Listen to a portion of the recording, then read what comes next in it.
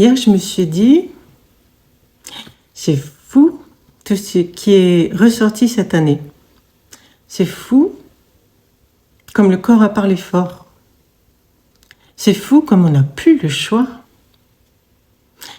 Et c'est fou aussi comme le féminin revient. Le féminin, c'est l'intuition, le corps, les cycles, la voix, la nouvelle direction qu'il faut prendre. Et c'est fou aussi de constater dans le concret à quel point il revient. Les vérités qu'on n'osait plus dire sont dites. Et je ne parle pas que du gouvernement, de l'ombre, de ces choses-là. Je parle aussi de ce qui est plus près de nous, dans notre quotidien. Il y a des films ou des séries que j'ai vues qui savent. Mais surtout, il y a ces nombreux postes de femmes qui révèlent, mais aussi d'hommes vraiment formidables qui comprennent désormais le féminin, qui leur donne une voix et qui prennent leurs responsabilités, qui s'engagent vraiment auprès du féminin, qui font leur part et qui reprennent leur véritable place, la place que les femmes ont dû porter pendant très longtemps. Chacun reprend sa place, le féminin ne se sacrifie plus, ne quémande plus, ne se tait plus, car il est arrivé à saturation. N'est plus à lui de tout porter. Et ça fait terriblement écho avec tout ce que j'ai vécu pendant cette année 2025, année où le corps a clairement repris les commandes et où on ne pouvait plus faire autrement. Il a dit stop. Tout a commencé en avril 2025 pour moi, mais ce n'est que le début. Et ça fait déjà quelques années que ce mouvement a été enclenché. En reprenant mes publications depuis 2024 et leur évolution, je me rends compte qu'il y a vraiment ce processus et que je ne suis pas seule. C'était très dur à vivre, d'abord parce que j'étais seule avec ce processus et que je ne comprenais pas trop ce qui se passait en fait, où j'allais, et si j'étais perdue, voire folle.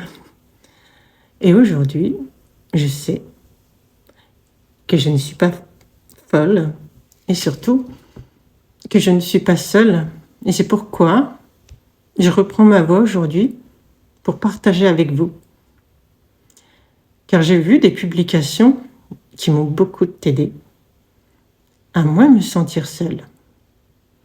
Alors je veux qu'on partage à ce sujet, qu'on se soutienne mutuellement, ne serait-ce que pour entretenir cette flamme qui est pleine d'espoir.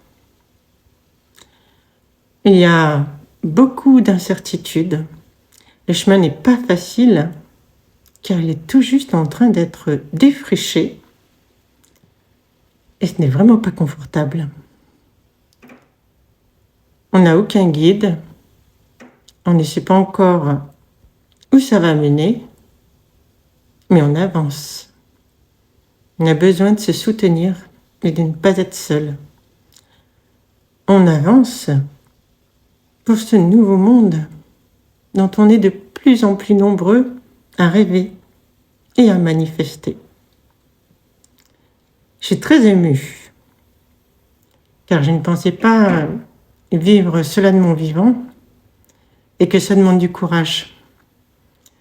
Ça m'a demandé de plonger dans mes ombres, de revenir à moi, mais de ne pas non plus retomber dans des extrêmes et surtout de ne pas retomber dans la séparation, de ne plus me trahir, de ne plus me sacrifier, braver la peur, la peur d'être seule, incomprise et reniée, m'a demandé de choisir la justesse, le centre, d'aimer sans me perdre, d'aider sans m'oublier, de me choisir sans pour autant tomber dans l'individualisme. En d'autres mots, d'allier le ciel et la terre, le féminin, le masculin, tout ce qui est opposé en fait. Il ne s'agit plus d'être séparés, mais d'être unis tout en respectant notre singularité. Et ça comprend aussi la technologie.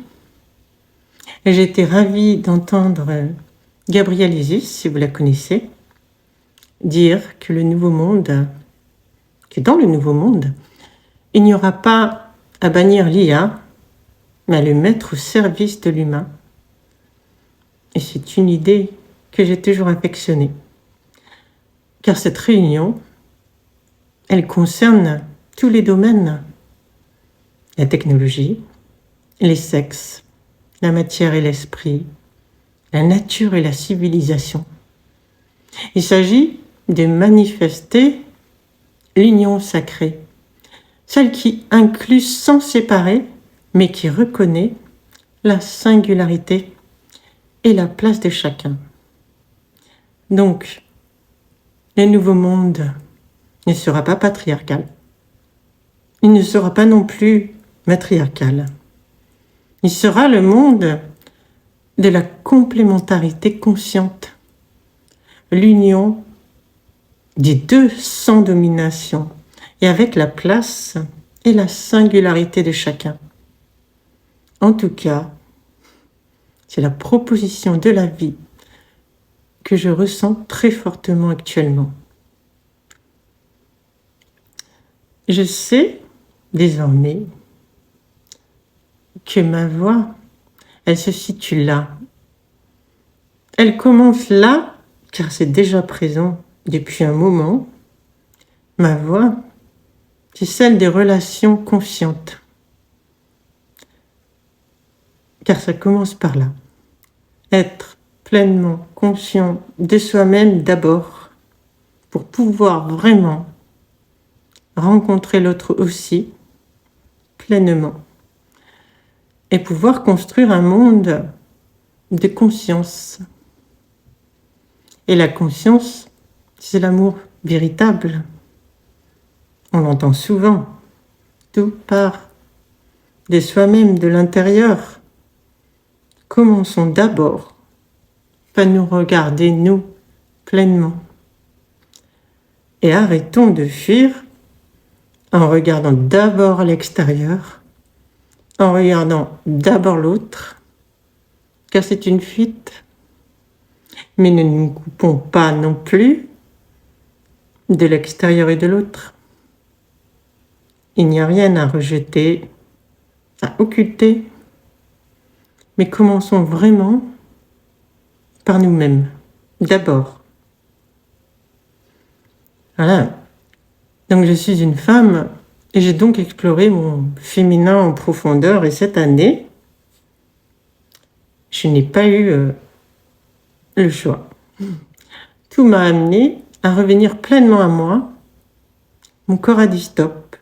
Les relations, les soutiens se sont éclipsés et sont devenus très réduits. Très réduits, mais pas inexistants non plus. J'ai dû faire face à moi-même avec beaucoup de challenges.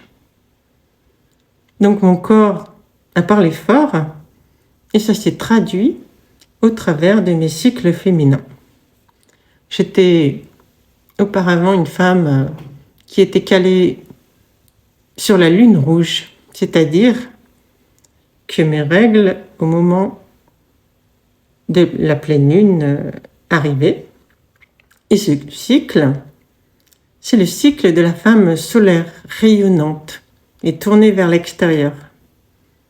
Puis il y a une bascule en avril. Je suis devenue subitement calée sur la lune blanche. C'est-à-dire que mes règles se sont calées sur la nouvelle lune. Vous savez, c'est cette lune qu'on ne voit pas, contrairement à la pleine lune, et c'est très parlant. C'est le cycle de la femme tournée vers l'intérieur, qu'on ne voit pas donc, et qui plonge pleinement, qui transmute et qui guérit. La femme qui recharge sa coupe parce qu'elle est vide. Vous savez, les femmes, d'une manière générale, ont une capacité naturelle à donner. Et cette capacité est exploitée. Une femme donne naturellement, mais aujourd'hui, la plupart des femmes donnent depuis une coupe qui est vide. Les femmes sont cycliques et elles ont besoin de respecter ces cycles. Elles ne sont pas linéaires et constantes comme les hommes, mais dans cette société, tout a été fait et est encore fait pour que les femmes se vident, et on a clairement exploité leur nature profonde à donner pleinement, à se sacrifier et à faire passer les autres avant elles-mêmes. Et elles se sont oubliées. Vous savez, il y a un parallèle entre la terre et la femme, et j'ai pu le vivre, le ressentir pleinement pendant mes lunes. J'ai tout ressenti, tout revécu, et j'ai vraiment plongé pleinement dans mon corps, dans le féminin, et dans toute son histoire. J'ai ressenti ma lignée et tout ce que le féminin a traversé. Et je le dis souvent, la femme, c'est la terre, c'est son corps. Et la lune, c'est ses émotions. D'ailleurs, la lune tourne autour de la terre, car elles ne peuvent pas être séparées, elles sont étroitement liées. Et le masculin, tout ça c'est des symboles, c'est le soleil. Et le soleil n'a pas de cycle, il est constant. Je crois que j'en ai déjà parlé dans une vidéo, et j'y fais tout le temps référence, car c'est très parlant. Il s'agit d'observer la nature pour avoir les réponses.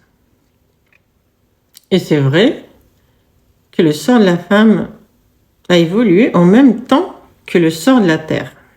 Avant, la femme était libre il y a très longtemps. Et sa domestication a commencé avec l'agriculture. Lorsqu'on a commencé à vouloir contrôler et domestiquer la terre, on a en parallèle commencé à vouloir contrôler les femmes et les domestiquer alors qu'elles sont de nature sauvage. Et l'évolution de la terre suit parfaitement l'évolution de la femme. Je dis souvent, regardez l'état de la terre aujourd'hui et vous comprendrez l'état de la femme aujourd'hui. Et je n'exagère pas, c'est une réalité dont on parle peu et dont on se rend pas vraiment compte, tout comme on ne se rend pas vraiment compte de l'état réel de la terre. Honnêtement. Oui, on sait qu'elle est surexploitée, moins fertile, asséchée, vidée et non respectée, mais on n'en prend clairement pas soin. On ne cherche pas vraiment à la connaître. On croit la connaître. On croit la rejoindre. Mais qu'en est-il vraiment ? Et que dire aujourd'hui des colères de la nature ? N'a-t-elle pas déjà envoyé plein de signaux d'alarme ? Vous savez, une femme, d'une manière générale toujours, ne commence jamais par hurler. Elle dit doucement, gentiment au début, toujours. Puis la colère monte. Pour la terre, c'est pareil. Voilà. J'ai donc tout ressenti, tout vécu à l'intérieur de moi, et croyez-moi, ça a été intense et vraiment pas facile à vivre. Mais c'était nécessaire. Tout devait être rejoué. Donc en perdant mon cycle lune rouge, j'ai perdu mon féminin sacré. Celui qui rayonnait, qui était libre, vivant et sauvage. Je l'ai perdu pour me rendre compte aussi, et surtout, de ce que c'est réellement et de connaître sa valeur. De connaître l'histoire du féminin, ce qu'il a traversé et ce qu'il ne peut plus accepter. On se perd pour se retrouver et surtout connaître sa vraie valeur. Quand je dis ça, et je pense à Romain, une personne qui m'a fait un commentaire et qui m'a demandé « Mais pourquoi doit-on vivre tout ça ? Pourquoi, si on vient de l'unité, où tout est parfait et conscient, on doit perdre tout ça et vivre le contraire ?» Eh bien, Romain, tous les jours, on vit ça pour se rappeler la valeur de ce qu'on perd. Tant que l'on n'a pas perdu, on ne peut pas vraiment se rendre compte de sa valeur. On a besoin d'expérimenter le contraire, les nuances, pour vraiment saisir. Se rappeler et souhaiter le manifester dans le concret, pleinement. Aujourd'hui, avec cette expérience, je veux vraiment pouvoir vivre et manifester mon féminin, lui redonner sa place, car je connais sa véritable valeur, son caractère sacré, et que je veux le partager et le rayonner. Il ne s'agit pas de retourner au ciel et de retrouver cet état qu'on a quitté, car si on l'a quitté, c'est aussi, je crois, car il manquait la manifestation. Il manquait la dualité. Je crois que l'on s'est séparés car on a besoin de se reconnaître dans notre singularité. Je crois, je vais vous dire ce que je pense, je crois que si nous venons de l'unité, nous ne sommes pas venus ici pour retourner au ciel comme si la matière était une erreur. Nous sommes venus incarner l'unité. La séparation, la dualité n'est pas une punition, c'est un terrain d'expérience. On se différencie pour se découvrir. Moi, toi, masculin, féminin, ombre et lumière. Et ensuite, le vrai chemin commence. Réunir, mais sans se confondre. Ce n'est pas fusionner, c'est aimer en restant soi. C'est l'union avec des frontières saines. Et j'ai compris quelque chose. L'unité sans incarnation, c'est une lumière blanche. Et ici, cette lumière passe dans un prisme et devient des couleurs, des nuances, des identités.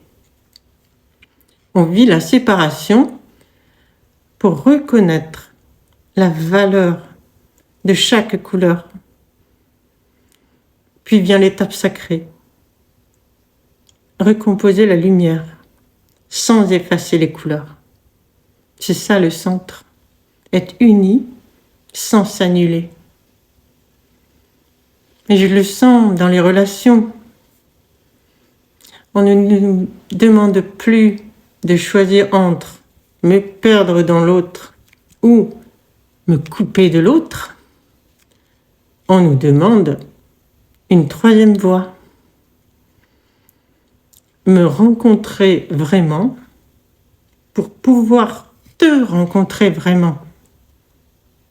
Pas de fuite intérieure, pas de fuite extérieure. Une union confiante.